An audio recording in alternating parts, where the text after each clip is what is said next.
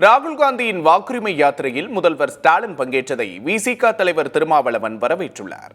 அதிமுகவை RSS வழிநடத்துவதில் என்ன தவறு இருக்கிறது என்ற எல் முருகனின் கேள்விக்கு RSS பாஜகவின் கட்டுப்பாட்டுக்குள் அதிமுக சென்றுவிட்டது என்பதற்கான சான்று இது என்றும் விமர்சித்துள்ளார். இதனை பேச்சு பேட்டி கருத்து பகுதியில் பார்க்கலாம். தமிழ்நாடு முதலமைச்சர் அவருடைய முன்னெடுப்புக்கு ஆதரவளிக்கும் வகையில் பீகாருக்கு சென்றிருப்பது வரவேற்க தகுந்த ஒன்று. அதனை வரவேற்கிறோம், பாராட்டுகிறோம். தமிழ்நாட்டிலும் கூட அதே வாக்கு திருட்டு முயற்சியில் பாஜகவினர் ஈடுபடுவதற்கு வாய்ப்புகள் இருக்கின்றன என்பதை யூகிக்க முடிகிறது. தமிழ்நாட்டு மக்கள் எச்சரிக்கையாக இருக்க வேண்டும். அதிமுகவினர் பாஜக RSSின் கட்டுப்பாட்டுக்குள் போய்விட்டார்கள் என்பதற்கு இந்த கேள்வியே ஒரு சான்றாக இருக்கிறது.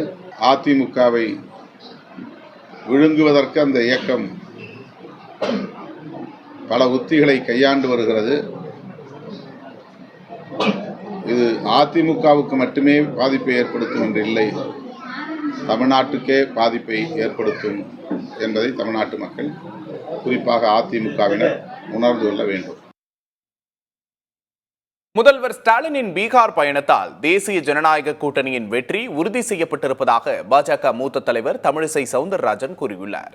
சென்னை கோட்டூர்புரத்தில் உள்ள விநாயகர் கோவிலில் தரிசனம் செய்த பிறகு புதிய தலைமுறைக்கு பேட்டியளித்த அவர் இவ்வாறு தெரிவித்தார். ஒரு மாநிலத்தையும் ஒரு தேசிய ஒருமைப்பாடையும் இன்னொரு மாநிலத்தின் சகோதரத்துவத்தையும் மதிக்காத இவங்க பீகார்ல போய் என்ன செய்ய போறாங்க? அதனால பீகாருக்கு முதலமைச்சர் ஸ்டாலின் போனது எனக்கு ரொம்ப மகிழ்ச்சி. ஏன்னா பாஜகவின் வெற்றியே, தேசிய ஜனநாயக கூட்டணி வெற்றியை இது உறுதிப்படுத்தும். ஏன்னா அங்கெல்லாம் மக்கள் சனாதனத்தை விரும்பும் மக்கள், சனாதனத்தை ஒழிப்பேன்னு சொன்னவங்க. இன்னைக்கு ராகுல் காந்தி எவ்வளவு நாள் பொதுச் செயலாளர் இருந்தார், ஏன் அந்த கட்சி ஜெயிக்கல? ஆக அவங்க தோல்விய ஏதோ தேர்தல் ஆணையத்துல தோற்ற மாதிரி, இதை ஆட தெரியாதவனுக்கு கூட சரியில்லைன்னு சொல்லுவாங்கல்ல, அதே மாதிரி உங்களால ஜெயிக்க முடியல, உங்களால ஜெயிக்க முடியறதுக்கு உங்களால முடியாது. ஆனா தேர்தல் ஆணையத்தை குறை சொல்லிக் கொண்டு இருக்கிறீர்கள். எவ்வளவு குறை சொன்னாலும் பிஜேபி NDA தான் வெற்றி பெறும்.